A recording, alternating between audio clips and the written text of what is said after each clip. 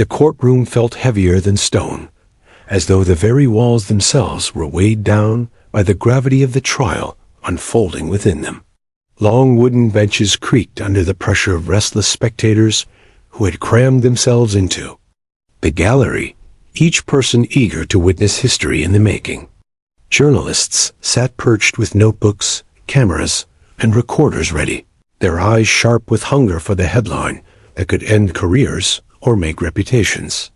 The case at hand had gripped not only the town, but the entire state, whispered about in cafes, offices, and kitchen tables. At the center of it all sat Judge Eleanor Whitaker, a woman known equally for her sharp wit and her intolerance for nonsense. Her gavel rested quietly on the bench before her, but the way her fingers drummed impatiently on the polished wood made it clear she was prepared to use it at the slightest provocation. Her gray hair was pulled into a severe bun, her robe draped neatly, her eyes cold yet calculating as she studied the attorneys below. To her right, the 12 jurors sat like statues, their faces betraying exhaustion from weeks of testimony, conflicting evidence, and relentless legal arguments. Some leaned forward, hands clasped as if in prayer, while others sank into their chairs with the weariness of people who had carried too many heavy secrets. The trial had drained them, yet today, whispers suggested, might be the day everything shifted. The prosecution's table was stacked with files and exhibits, a mountain of paper that threatened to topple with every shuffle. Their lead attorney, David Morrison, was tall, with a commanding voice and a reputation for never losing. His eyes scanned the jury with practiced precision, every expression calculated, every gesture rehearsed to appear spontaneous. He wore a navy suit that looked too sharp for the sweat already forming on his brow. Across from him sat the defense, led by Veronica Hawley, a woman as fierce as she was composed. She was younger than Morrison, but equally formidable, known for turning hopeless cases into narrow victories. Today, though, her shoulders bore visible tension, her hands clasping and unclasping a pen she barely used. Before her rested a leather satchel, placed carefully at the corner of the table. Its presence seemed insignificant at the time, though fate would later mark it as the most important object in the room. The air was thick with rivalry, but beneath the professional hostility ran something deeper fear. Both sides knew the case could collapse in either direction. Both sides knew the stakes extended far beyond the defendant's future. And amid this battleground of adults, rules, and formalities sat a small figure who seemed completely out of place, a toddler. The child was no more than 3 years old, seated quietly on his guardian's lap near the front rows of the gallery.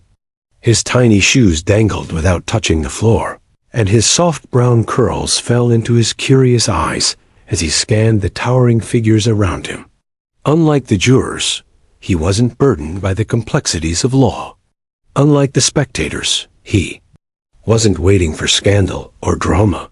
He was simply a child, restless, innocent, and unafraid of the silence that kept grown men sweating under their collars. His guardian, a woman in her early 30s, held him close, whispering now and then to keep him still. She hadn't wanted to bring him here. Courtrooms were no place for children, but circumstances had left her with no choice. Still, she believed that her nephew would fade into the background, unnoticed by the gavel's authority. But the truth was, the boy noticed everything. The echo of shoes against marble, the rise and fall of voices, the click of pens, and the weight of stares. His young mind absorbed it all. His attention, however, wasn't fixed on the lawyers or the judge. His gaze shifted often toward the officers stationed by the door, particularly the one holding the leash of a sleek German shepherd. Though the dog hadn't been called to the floor yet, its presence fascinated him in a way nothing else could. The trial had dragged on with tedious testimonies, but the promise of a police dog demonstration added a rare spark of anticipation. Everyone expected a standard procedure show, to reinforce the evidence already presented. Nobody expected it to become the story that would rewrite the entire case. Judge Whitaker cleared her throat, cutting through the murmurs like a blade. "Counsel," she said firmly, her voice echoing across the oak-paneled room, "you will proceed without unnecessary delay. The jury has endured enough. Present what must be presented, and let us move closer to resolution." Morrison rose, nodding respectfully. "Your Honor, the prosecution is prepared to demonstrate the integrity of the evidence collection, with the assistance of Canine Officer Rex." The dog's ears perked at his name, though he remained seated by his handler's side, calm and professional. The toddler leaned forward instinctively, a smile spreading across his face. He tugged lightly at his guardian's sleeve and whispered, something only she could hear, though his excitement was visible to anyone watching. She hushed him quickly, fearing the judge's sharp glare. Veronica Hall rose as well, smoothing her blazer. "Your Honor, while the defense does not object to the demonstration, we will insist on clarity regarding the limits of this display. We won't have theatrics sway the jury without factual relevance." The judge arched a brow. "Your point is noted, Miss Hawley. Proceed, Mr. Morrison. But do remember, this court is no stage for dramatics." The bailiff opened a path, and the handler stepped forward with Rex, leading him with practiced authority. The sound of claws clicking against the polished floor echoed strangely in the silence, drawing every eye to the animal. The dog walked with precision, head high, movements fluid, trained for years to obey without question. For most, it was routine. For the toddler, it was magic. His little hands clapped once before his guardian caught them mid-air, whispering urgently for him to sit still.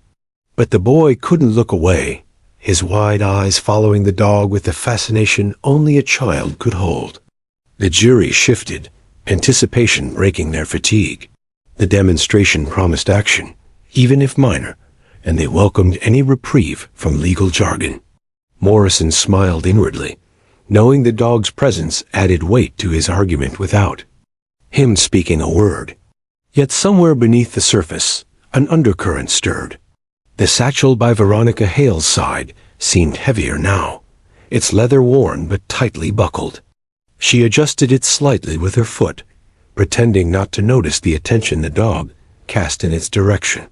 Her jaw tightened, though she kept her eyes forward. The toddler, oblivious to strategy and secrets, simply tilted his head, watching. The dog breathed, watching the handler give quiet commands. His lips moved silently, as though mimicking words he'd heard before. He didn't understand their meaning, not fully.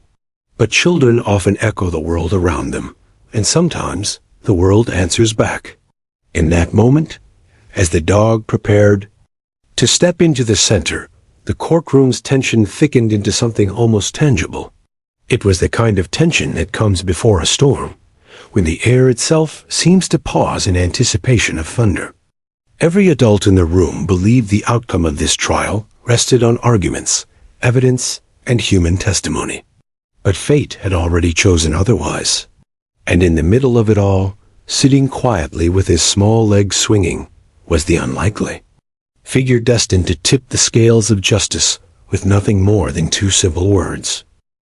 The courtroom had long been a place where only adults carried weight, judges with their gavels, lawyers with their polished arguments, jurors with their collective silence. Children, if they appeared at all, were kept at the margins, too fragile for the intensity of legal battles. Yet, on this particular day, fate ignored tradition. The toddler sat on the cushioned bench in the front row, cradled against his guardian's side. His guardian, a woman named Claire Evans, was no stranger to responsibility. She had stepped in when her sister's life had fallen apart, becoming both aunt and protector to the little boy. But no amount of preparation could have readied her. For this morning, when she'd received the summons to appear as a supporting witness, with no one else to watch him, she had reluctantly brought her nephew into the heart of a storm. She had worried, of course. A courtroom was a dangerous place for a child, not physically, but emotionally. The raised voices, the tension, the weight of accusations, all of it could unsettle a boy so young. Yet, as the minutes ticked by, Claire noticed something curious. Her nephew wasn't afraid, not in the slightest. Where adults shrank under the judge's stern gaze, the boy leaned forward with eager curiosity. Where jurors rubbed their temples with fatigue, he giggled softly at the way papers fluttered across the prosecution's table. His innocence shielded him, making him an observer who saw without the filters of fear or politics. Some of the jurors couldn't help but glance at him, their lips twitching with small smiles in between moments of tension.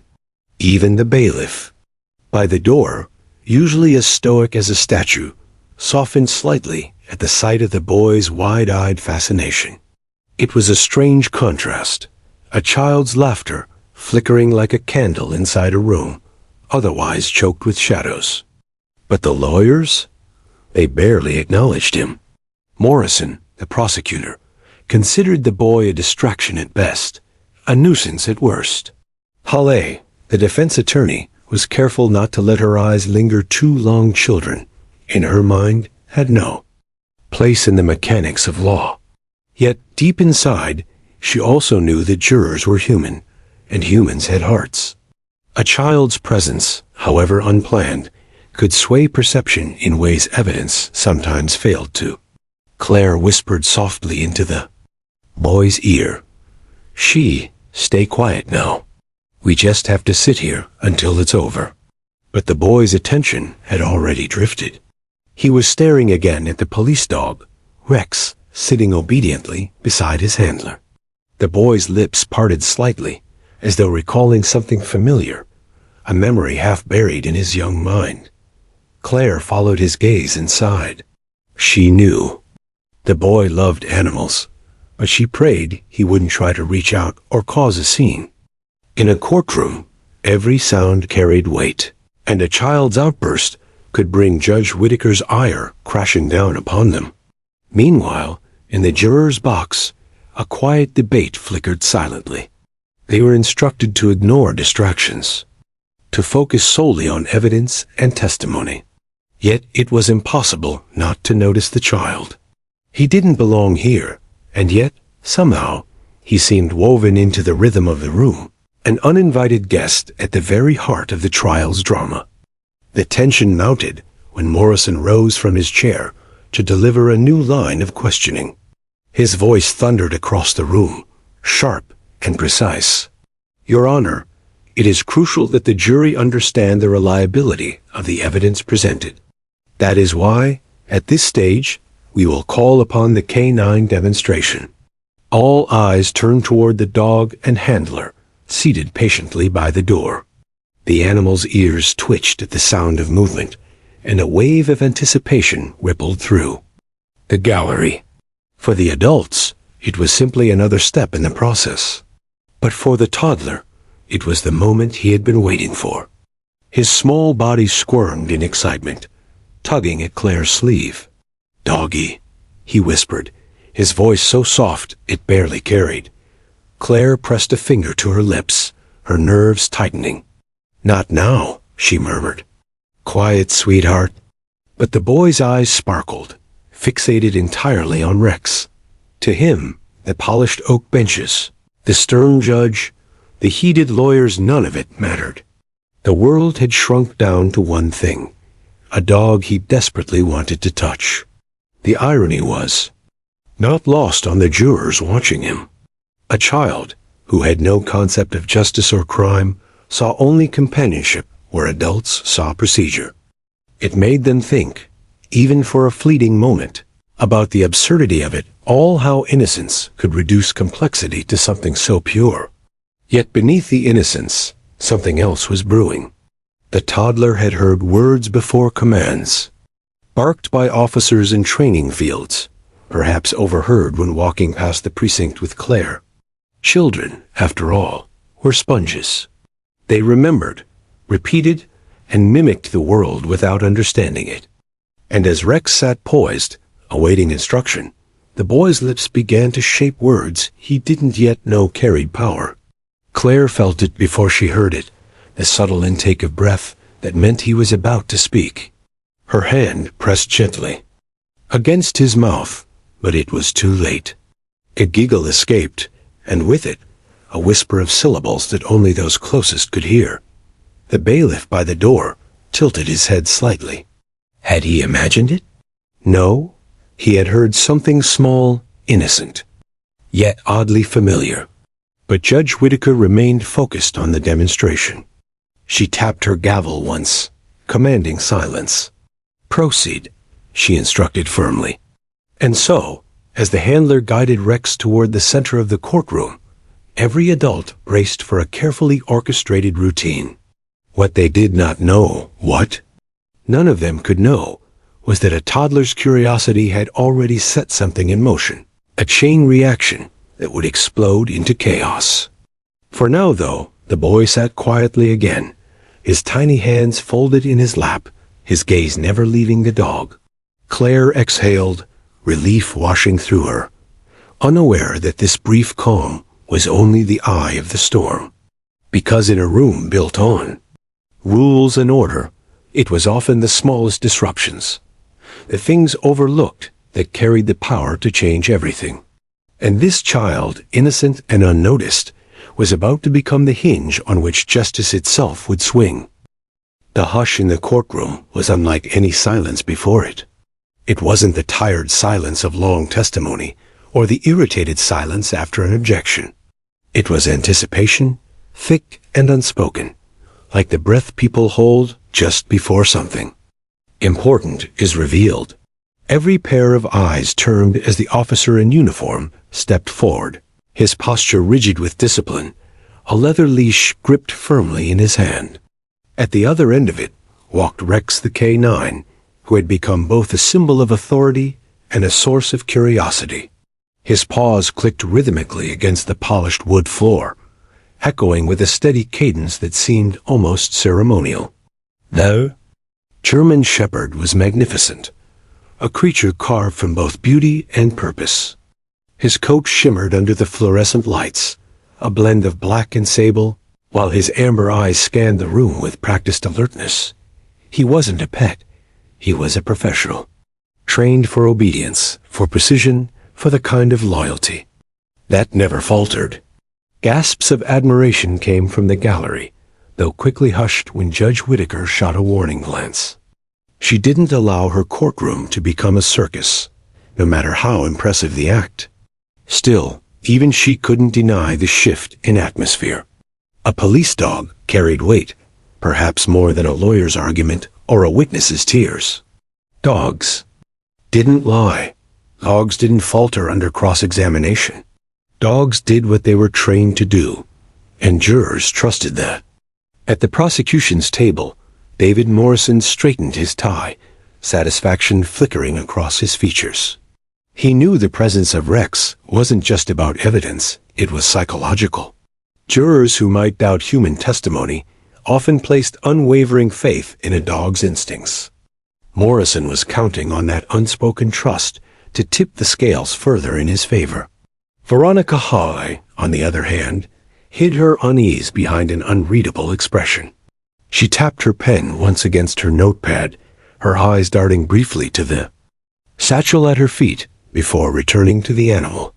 She prided herself on control, but the way Rex moved, the precision of his steps, made her throat tighten. She knew the risk of theatrics, but there was something different about this moment, something that made her sit up straighter, her defenses sharpening. And then there was the toddler. While adults weighed strategy and risk, the child felt only awe. His little body leaned forward, so far Claire had to tighten her grip around his waist to keep him from sliding off the bench. His lips curved into a grin so wide it lit his entire face. His tiny fingers pointed toward Rex, trembling with excitement. "Doggy," he whispered again, louder this time, drawing a few quiet chuckles from the gallery, despite the judges. Attempt at order. Claire hushed him quickly, her face flushing red. "Sweetheart, please," she murmured, rocking him gently in her arms. But she knew it was hopeless. The boy's entire world had narrowed to that animal in the center of the room. Nothing she said could peel his attention away. To him, Rex wasn't evidence or a symbol of justice. He wasn't a trained officer or a tool in the prosecution's arsenal. He was a friend, a companion waiting for play. The boy's heart thudded with the innocent thrill that only children understood, the joy of seeing something wonderful and wanting to reach for it without hesitation. The jurors noticed. Several pairs of eyes flicked between the child and the dog, perhaps reminded of their own children or grandchildren, reminded of simpler things outside the suffocating world of crime and punishment. A few smiles softened otherwise tense faces. The boy wasn't just a spectator anymore. He had become a small yet undeniable part of the trial's rhythm. Judge Whitaker cleared her throat, her voice cutting through the warm moment. "Order," she said firmly, though her gaze lingered on the toddler for a fraction longer than usual. Then she turned to the handler. "Officer, proceed." The handler, Officer Briggs, gave a curt nod and positioned Rex in the open space near the jury. With a firm voice, he issued a command. The dog obeyed instantly, sitting tall, his gaze locked forward. Briggs explained, "Rex has been trained for years to detect narcotics, firearms residue, and concealed substances. His reliability has been tested in countless operations, and his response rate is considered one of the highest in the state." Morrison stepped forward, gesturing toward the jury. "Ladies and gentlemen, what you will see today is not opinion. It is not speculation. It is instinct, honed by training, grounded in evidence. This demonstration will show you why the prosecution's case is rooted in truth." The jurors nodded, some leaning forward eagerly. But at that very moment, the toddler tilted his head, listening intently. His small ears caught the officer's tone, the clipped syllables of the command, and something stirred in his memory.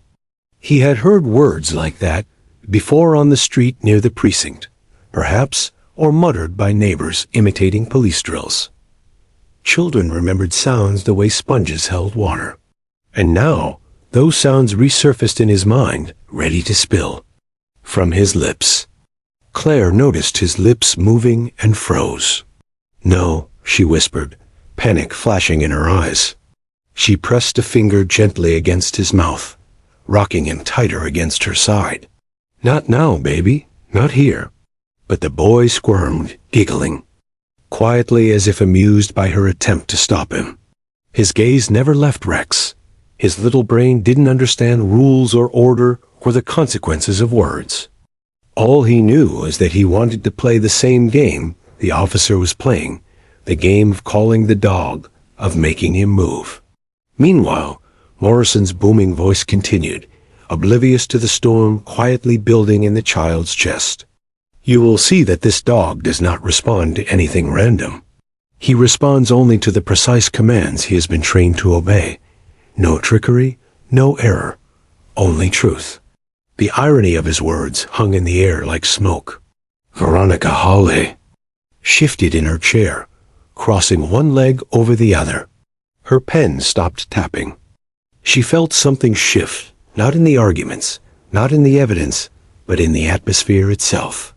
She couldn't put her finger on it, but her instincts whispered that something was coming, something no legal training had prepared her for. The satchel by her feet seemed to grow heavier. She moved it slightly closer with her heel, her composure flawless, but her pulse racing just beneath the surface. The toddler inhaled deeply, his chest puffing with the kind of pride only children felt before saying something they thought would amaze everyone. His guardian tightened her grip again, whispering desperately, but she knew it was useless. And so, while the handler prepared Rex for the official demonstration, the boy's mouth opened. 2 words rested on his tongue, ready to tumble into the charged air of the courtroom. 2 words he did not understand, yet 2 words that would pierce through the armor of arguments, unravel the threads of strategy, and tilt the balance of justice with the force of innocence. For now, though, the moment hung frozen, suspended on the thin edge of silence. Rex shifted slightly, ears twitching as though he already sensed the approach of something beyond his training. And the courtroom, still oblivious to what was about to unfold, held its collective breath, unaware that destiny sometimes wears the voice of a child. The courtroom had been built for control. Every sound, every gesture, every action within its walls was meant to be measured and deliberate. Judges struck gavels to restore silence. Lawyers carefully modulated their tones to persuade, but not overwhelm.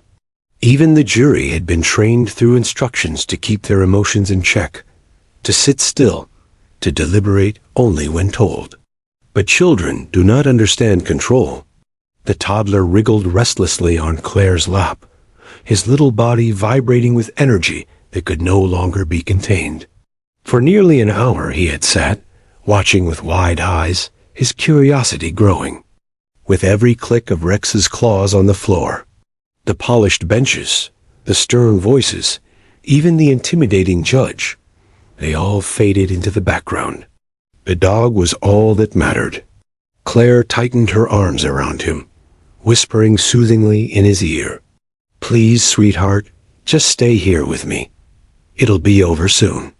But to a 3-year-old, soon was an eternity. He wanted to move now. He wanted to be closer to the creature that fascinated him. The dog was not frightening, not like the adults raising their voices. The dog was steady, friendly, alive. To the boy's young mind, Rex was the one figure in the room who felt safe. The little boy squirmed again, this time with more force. Claire tried to hold him, her hands pressed firmly against his small shoulders. But he was determined, slipping down from her lap with surprising agility. "No, no," she hissed under her breath, reaching for him. But his tiny sneakers tapped against the wood floor before she could stop him. The sound was soft, but in the silence of the courtroom, it was louder than any gavel strike. Dozens of heads turned. Lawyers froze mid-thought, the handler paused in his command, and the jury collectively leaned forward. The toddler toddled, unsteady yet purposeful, straight toward Rex. The gallery gasped. Claire half rose, reaching out helplessly, her face pale with panic. She knew Judge Whitaker's reputation. She would not tolerate disruption. And this innocent defiance was the most disruptive act yet. "Bailiff," the judge began, her voice sharp, but she stopped herself. Something about the sight unfolding before her stayed her tongue. The boy was tiny against the grandeur of the courtroom, dwarfed by the towering benches and the stern faces peering down at him. And yet he walked with confidence, his little steps echoing like thunder in the silence. Rex, the highly trained K-9, lifted his head, his amber eyes fixed on the child. A ripple of tension ran through the gallery. Would the dog react? Would he bark, growl, lunge? Instead, Rex tilted his head slightly, ears pricking forward.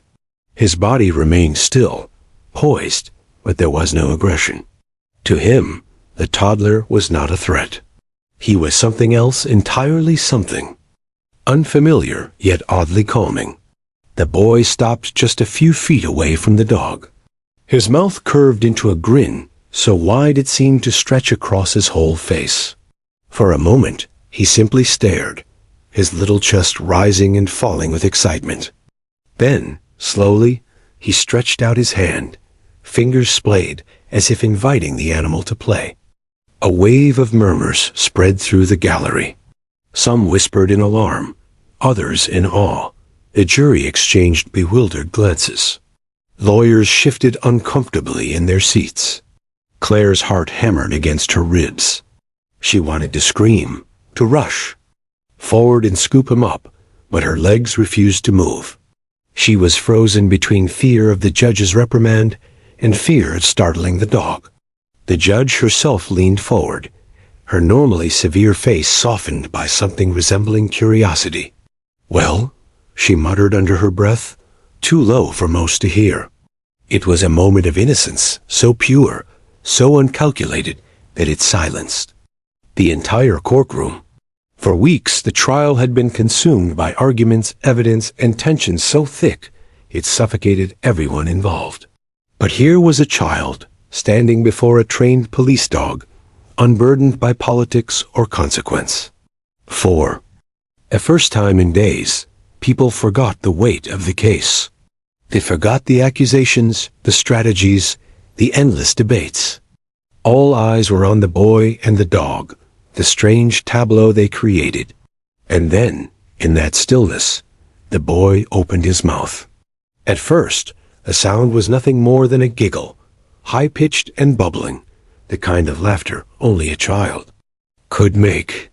The sound echoed against the walls, bouncing into corners where shadows had long clung. It loosened something in the air, pulling at the tension like sunlight breaking through storm clouds. Even the jury smiled, some covering their mouths to hide it. But then the boy stopped giggling. His lips moved with intent. 2 words escaped him. 2 words so small, so clear, that everyone heard them. Words that he had likely picked up in passing, never realizing they were commands that carried weight. And as soon as those words left his mouth, Rex's posture shifted. The courtroom, once captivated by innocence, braced for impact. Because what had begun as a moment of childlike wonder was about to transform into a revelation that no one judge, jury, or lawyer could have foreseen. The boy didn't know he had just cracked open the trial itself. He didn't know he had just spoken the truth, not in testimony, but in the language of a dog. And the courtroom, paralyzed in silence, waited for what would happen next. The courtroom, moments before, had been suspended in a strange kind of wonder. All the weighty arguments, the legal jargon, the carefully orchestrated strategies had dissolved when the toddler wandered into the center of it all. It was a scene that belonged nowhere near the solemn halls of justice. A 3-year-old, giggling at a police dog, his shoes tapping unevenly against the polished floor. Everyone was waiting for the gavel to strike, for Judge Whitaker to restore order, for the bailiff to sweep the boy back to his guardian's arms. But none of that happened. Instead, the room froze, held captive by innocence. And then the boy spoke. 2 words, just 2. They were clear, unbroken by the clumsy mispronunciations common to his age. His voice was high and sweet, carrying easily across the hushed courtroom. For him, they were playful, something he'd heard, and now repeated the way children did with nursery rhymes. For everyone else, they were startlingly familiar. It was a command, a handler's command. Seek Rex. The sound of it sliced through the silence like glass shattering. At once, the German shepherd's posture shifted. His ears shot forward, his muscles tightened, and his body surged with sudden readiness. The handler's eyes widened in shock. This was not his command. He hadn't spoken. Yet Rex had heard the order, and his training was absolute. Gasps erupted from the gallery. Claire, pale and trembling, covered her mouth, too late to stop what had already been set into motion. "Oh no, no," she whispered, her voice breaking. "Bailiff." Judge Whitaker barked, though even she sounded rattled. But before the bailiff could move, Rex did. The dog bounded forward, powerful and precise. His nose lowered, his movements sharp with intent. He wasn't running wild, wasn't out of control, he was obeying. This was his job. And to the shock of every eye watching, he didn't veer toward the prosecution's exhibits, or the empty corners of the courtroom, or even the toddler himself. Rex went straight to the defense table. His nose hit the leather satchel at Veronica Hale's feet. He pawed once, then twice, nails scraping audibly against the material. His tail stiffened, His bark exploded into the air, loud and commanding. He pressed against the satchel with such insistence that the table rattled. The room erupted. Order! Judge Whittaker slammed her gavel, but the noise was lost under Rex's sharp, echoing barks. Veronica Hall-Ash shot to her feet, face draining. Of color. Your Honor, this is irregular. That dog was not commanded properly. This is... But her voice was drowned out by the dog's persistence.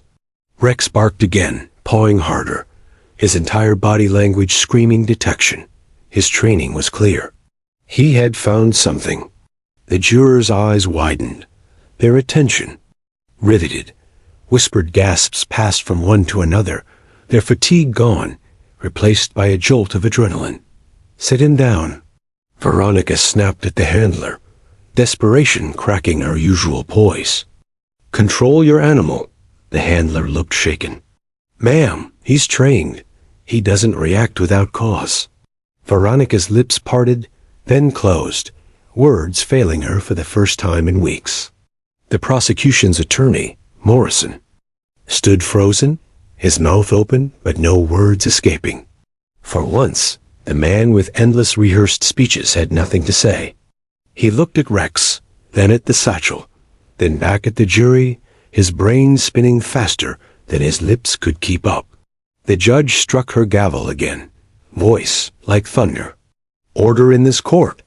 But order was impossible. The gallery had exploded into chatter.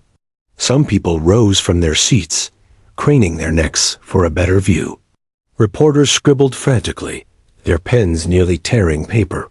The bailiff moved forward, trying to corral Rex, but the dog wouldn't budge. His barks grew sharper, his nose pressed insistently against the satchel as if he could dig through it with sheer will. And in the middle of it all, the toddler laughed. Not a mocking laugh, not a knowing laugh, just the bubbling joy of a child delighted that the dog was playing along. To him, this wasn't chaos. This was magic. He had spoken, and the dog had listened. Doggy funny, he giggled, clapping his tiny hands. Claire buried her face in her hands, shame and dread battling inside her. She wanted to disappear, to melt into the wooden bench and never be seen again. Her nephew had no idea what he had unleashed.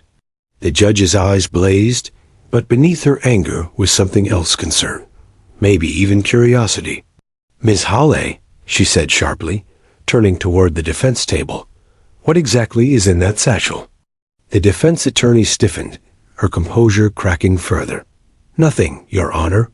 Documents, files, personal effects. This is a distraction, a stunt. But her words rang hollow against the sound of Rex's relentless barking.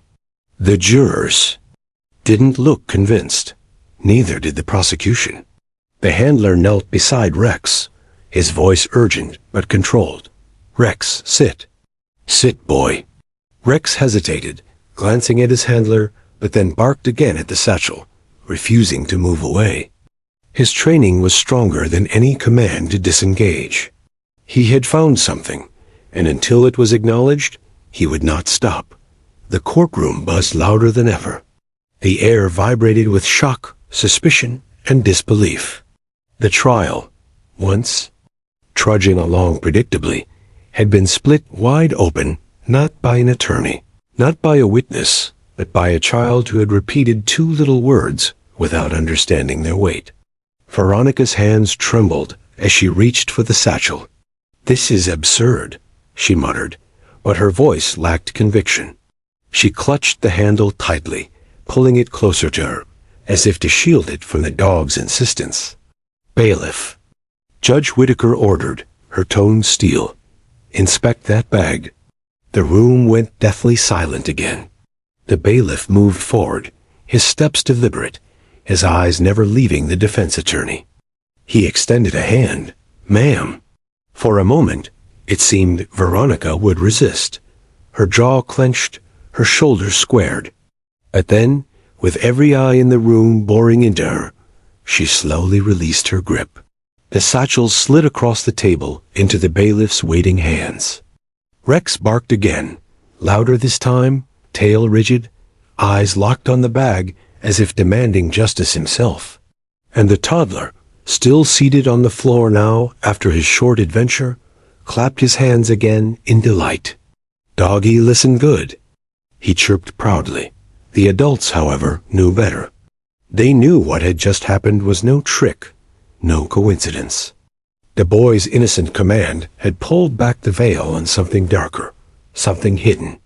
And as the bailiff unlatched the satchel, under the eyes of the entire courtroom, the air grew so heavy it seemed no one dared breathe. What lay inside would decide more than just the outcome of the trial. It would expose the fragility of control, the unpredictable ways truth clawed its way to the surface.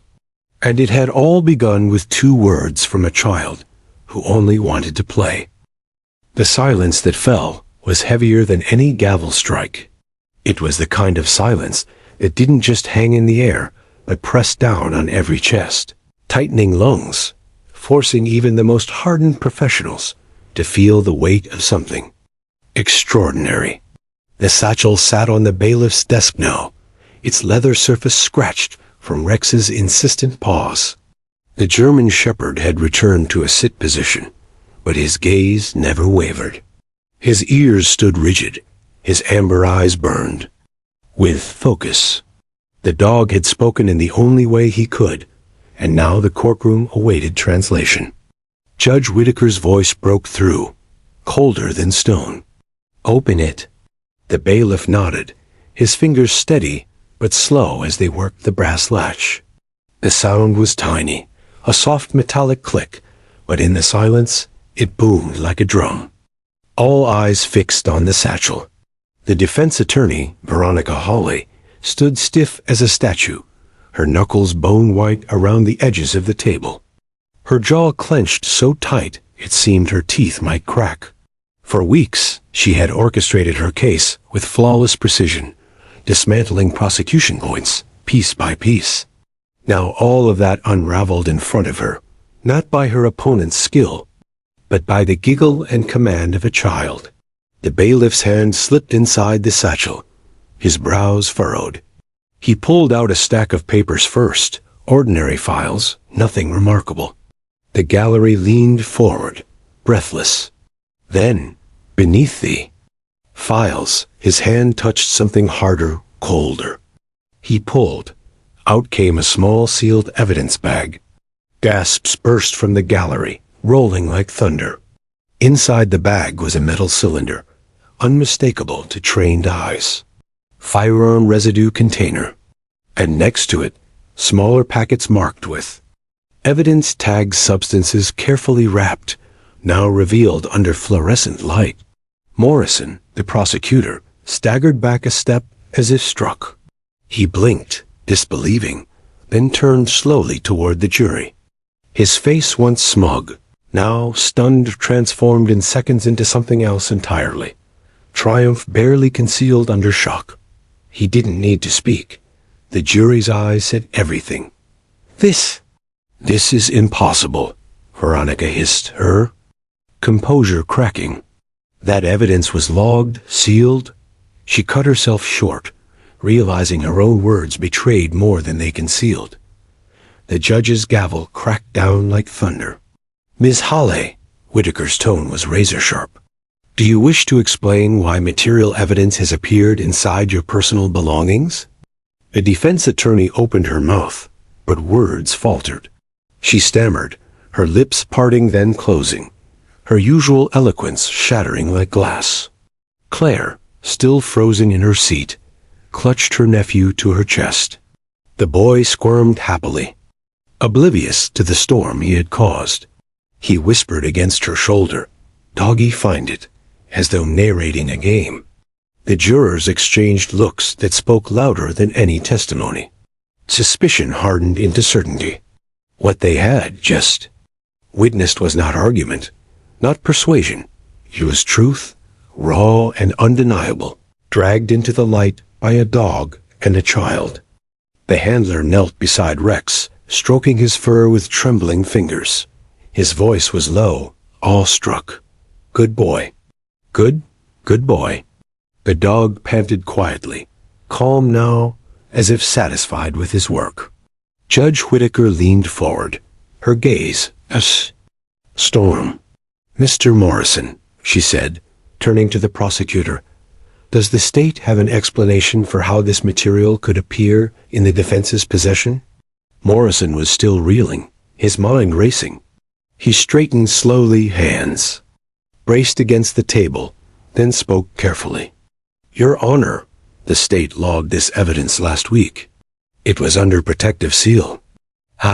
He hesitated, his voice faltering for the first time in his career. "I don't know how it got there." The judge's eyes narrowed. "You'd better find out." Veronica slammed her hand on the table, fury replacing fear. "This is entrapment. This is a stunt by the prosecution. They planted it to frame me, to discredit my defense." Her words were drowned by the gallery's uproar.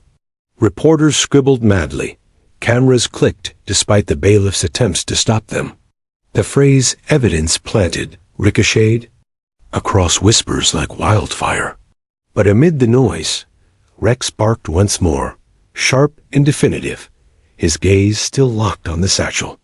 It was as though he reminded them all, this was no trick. His nose did not lie.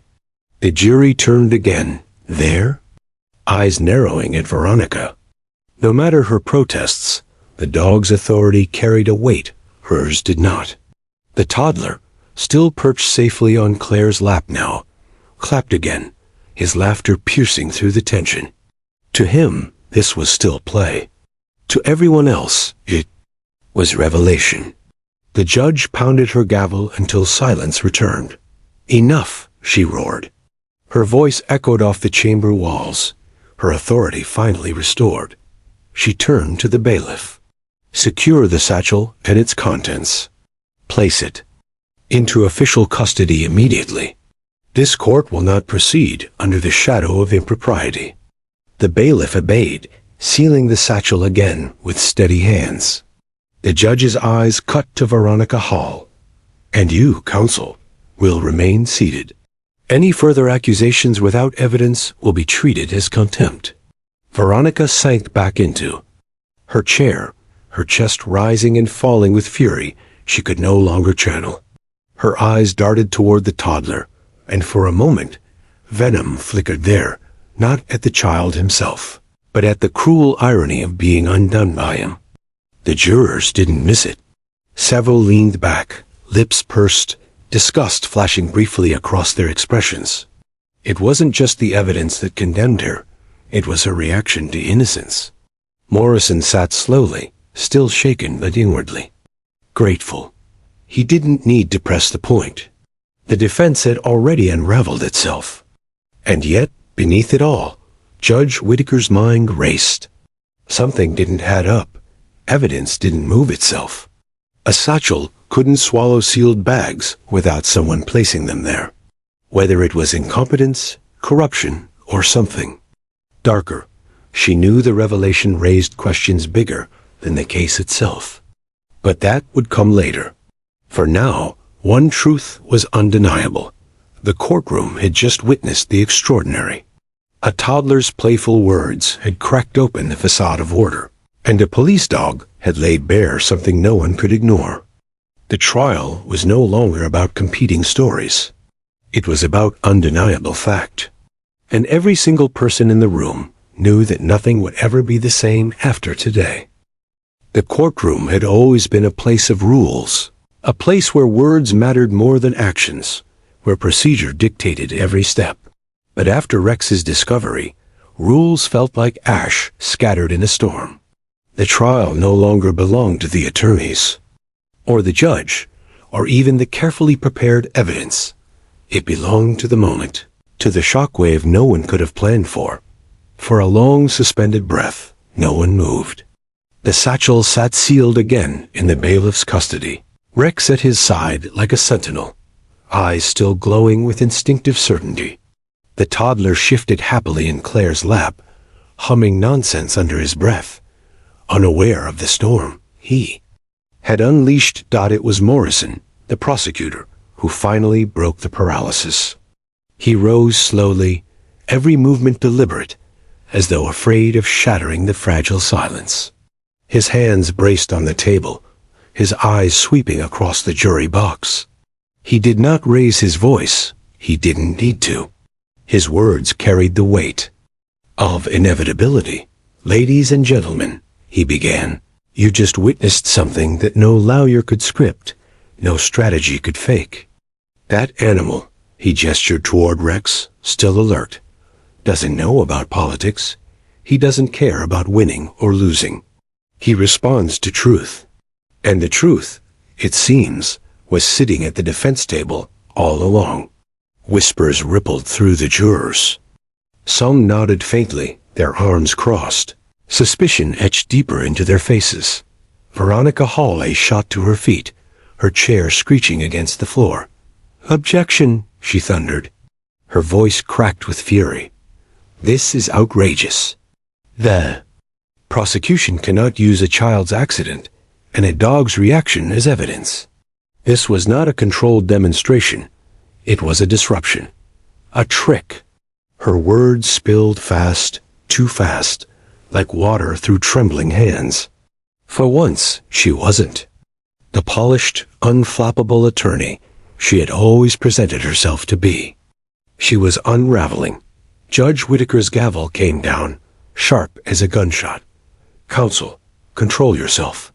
Veronica's chest heaved, but she forced her lips shut, sitting stiffly.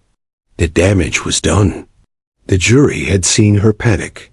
Morrison's lips curved into something almost like a smile. He didn't need to press harder, not yet. The jury had drawn its own conclusions, and conclusions born from shock carried more weight than any speech. He leaned back slightly, his calmness now a performance of its own. Still, beneath his composure, Morrison's mind raced. How had evidence gone missing from state custody? How had it found its way into Veronica Hale's satchel? He couldn't claim responsibility, couldn't even celebrate without hesitation. If anyone suggested misconduct, if anyone believed the prosecution planted it, the case could implode. So he played carefully, speaking again in that calm, measured tone. "Your Honor, the state asks that this material be logged immediately and examined for chain of custody. We need to know how it came to be in the defense's possession."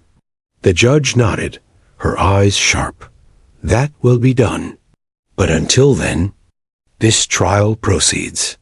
The words felt absurd. How could a trial proceed after what had just happened? And yet the machinery of law was relentless. It did not pause for shock. It churned forward, demanding order even as chaos clawed at its edges. Veronica leaned forward now, her hands flat on the defense table, her voice lower but laced with venom. "This is a frame job. My client is being railroaded, and now I am being dragged into it as well. If the prosecution thinks this circus proves anything, they are mistaken. You all saw it. A toddler gave an order. A toddler. That is not admissible evidence." Some jurors frowned, but others avoided her gaze. The harder she pushed, the less they seemed to believe. Her desperation clung to the air like smoke. The toddler, meanwhile, broke the tension again in his innocent way. He clapped once more and exclaimed, "Doggy, good boy." His voice rang clear and happy, untouched by fear. The gallery laughed nervously, but their laughter died quickly when they remembered the stakes. Still, in that brief moment, it was as though the child's words punctuated the truth. Rex had been a good boy, and he had done exactly what he was trained to do. The judge's eyes softened briefly at the sound of the child's voice, but her tone remained firm. The court acknowledges the irregularity of what has transpired, but what has been revealed cannot simply be ignored.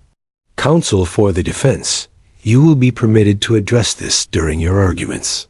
But I will not hear further accusations of entrapment without evidence. Veronica's face reddened, her jaw flexing. but she bowed her head slightly in acknowledgement. The trial lurched back into motion, but it was no longer the same. Every witness, every exhibit, every word that followed was colored by what the jury had seen with their own eyes. Rex's reaction had become the trial's new center of gravity, and no amount of legal maneuvering could erase it. Morrison asked his next witness questions, but his voice carried an edge of confidence it hadn't before. The answers mattered. Less now. The jurors nodded not at the testimony, but at the memory of the barking dog. Veronica cross-examined with sharp questions, but her tone carried bitterness, a defensive edge. She tried to refocus the jury on inconsistencies, but they weren't listening as closely. Their minds kept circling back to the satchel, the evidence, and the dog, the trial. Once a delicate dance had tilted Dot, and the toddler, who had unknowingly shifted its course, dozed now in Claire's arms, his thumb tucked between his lips, as though exhausted from the mischief he had sown. The gallery, still buzzing beneath the surface, knew they had witnessed something extraordinary. Reporters exchanged hurried notes. 2 words from Toddler expose evidence. Others whispered. Headlines: K9 cracks case thanks to child. The spectacle was unstoppable now. Outside the courthouse, the story would spread like wildfire. And inside, the defense could do nothing to stop it. For Veronica Hall, the weight of her career pressed down like a collapsing ceiling. She had prided herself on control, on bending narratives to her will. But no lawyer could cross-examine innocence. No strategy could silence a dog. And for the prosecution, the case was no longer just strong, it was undeniable. They had won the jury not through brilliance, but through an accident that felt, to the jurors, like fate. The trial wasn't over, but its end had already been written. The courtroom, though it continued to breathe, would never truly recover from. The moment a child's 2 words shattered the careful balance of law and revealed the truth in its purest, simplest form. Toddler's 2 words to police dog shake the entire courtroom. The courtroom was quieter now, but not because order had returned. It was quieter because every person present felt the weight of what had transpired, a reverent hush that comes after revelation. Even the ticking of the old clock on the wall seemed to hesitate, as though unsure whether time should continue after such an extraordinary event. Rex sat obediently beside his handler, tongue lolling slightly, eyes still alert, but no longer tense. The dog had performed flawlessly, obeying commands that weren't his own, and exposing truths no one could ignore. His role in the trial was complete, yet his presence remained a silent reminder of the power of instinct and training. The toddler, now comfortably settled on Claire's lap, was remarkably unaware of the chaos he had caused. His cheeks were rosy, eyes half-lidded with contentment, and his tiny fingers were clasped around a worn stuffed animal. To him, the morning had been a great adventure, full of barking dogs and clapping hands at play he could understand and enjoy. Claire exhaled slowly, relief and exhaustion mingling in her chest. She had been terrified of the scene he had created, but now she saw something else: gratitude. Without intending to, her nephew had changed the course of the trial, exposing a hidden truth in a way no adult could have orchestrated. She squeezed him gently, whispering, "You were very brave today, sweetheart." Judge Whitaker leaned back in her chair, eyes scanning the courtroom with a mixture of authority and disbelief. She had presided over thousands of cases, seen every conceivable human drama, but nothing had prepared her for this. A toddler and a dog had disrupted the rhythm of law, unearthing a secret that no number of subpoenas or cross-examinations could have uncovered. "Counsel," she began, her voice steady but resonant. "This court recognizes that extraordinary circumstances occurred today. The evidence discovered will be thoroughly examined and its admissibility verified.